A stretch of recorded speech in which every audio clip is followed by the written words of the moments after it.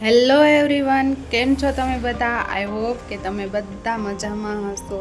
તમારે ત્યાં તડકો કેવો છે? અમારે ત્યાં તો બહુ જ તડકો છે. જો મેં બતાવું, જો અમારે ત્યાં બહુ જ તડકો છે. જો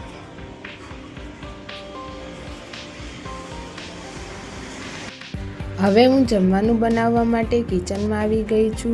અહીંયા દાળ બનાવવા માટે 1 કપ તુવેર દાળ, અડધો કપ જેટલી મસૂર દાળ અને થોડાક સિંગદાણા લઈ લીધા છે. આ બધી વસ્તુને 2-3 વખત પાણીથી સારી રીતે ધોઈ લીધી છે. હવે આમાં નાના 2 બટેટા મોટા પીસીસમાં કટ કરીને એડ કરી દીધા છે અને ટમેટું પણ એડ કરી દીધું છે.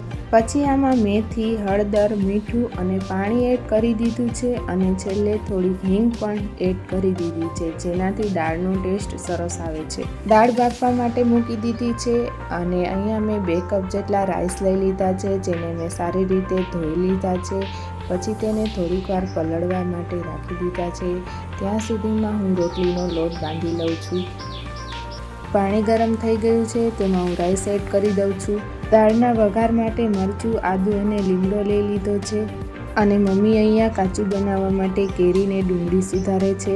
ત્યાં સુધીમાં મેં અહીંયા તેલ ગરમ થવા માટે મૂકી દીધું છે. તેમાં રાઈ જીરું એડ કરી દીધું છે અને બધા સૂકા મસાલા એડ કરીને હિંગ એડ કરી દીધી છે. પછી તેમાં આ બધી વસ્તુ એડ કરીને થોડીક બાફેલી દાળ પણ એડ કરી દીધી છે. હળદર, લાલ મરચું અને થોડોક દાળનો મસાલો પણ એડ કરી દીધો છે. અને લાસ્ટમાં લીંબુ અને ખાંડ પણ એડ કરી દીધા છે અને દાળ પણ સારી રીતે ઉકળી ગઈ છે. હવે તેમાં કોથમરી ધોઈને એડ કરી દીધી છે અને તૈયાર છે દાળ. ત્યાર પછી આમાં લસણવાળી ચટણી, ધાણા જીરું, મીઠું અને તેલ એડ કરીને સારી રીતે મિક્સ કરી લીધું છે અને તૈયાર છે કેરી ડુંગળીનું કાચું. ભાત પણ તૈયાર થઈ ગયા છે અને હું અહીંયા રોટલી બનાવું છું.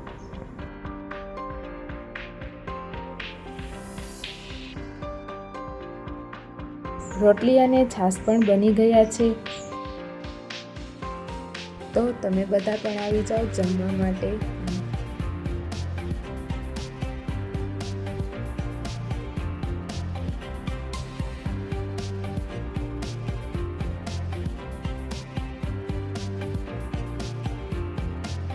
અમે બધાએ જમી લીધું છે અને કામ પણ બધું આ બાજુનું પૂરું થઈ ગયું છે, એટલે હું ઓલી બાજુની સાઈડ જાઉં છું.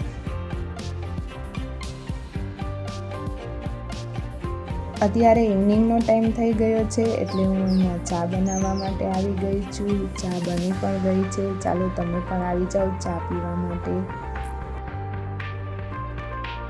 ત્યાર પછી અમે અહીંયા ઘરના ક્લિનિંગનું કામ સ્ટાર્ટ કરી દીધું છે, જેમાં વિશ્વા બધું ક્લિનિંગ કરી રહી છે અને મમ્મી ફોનમાં વાત કરી રહી છે અને હું પણ આ બાજુની સાઈડ બધું સાફ કરી રહી છું. સો ફ્રેન્ડ્સ, આ તો મારો આજનો વિડીયો કેવો લાગ્યો તે કોમેન્ટમાં જરૂર કહેજો. મળીએ એક નવા વિડીયો સાથે. ત્યાં સુધી બાય.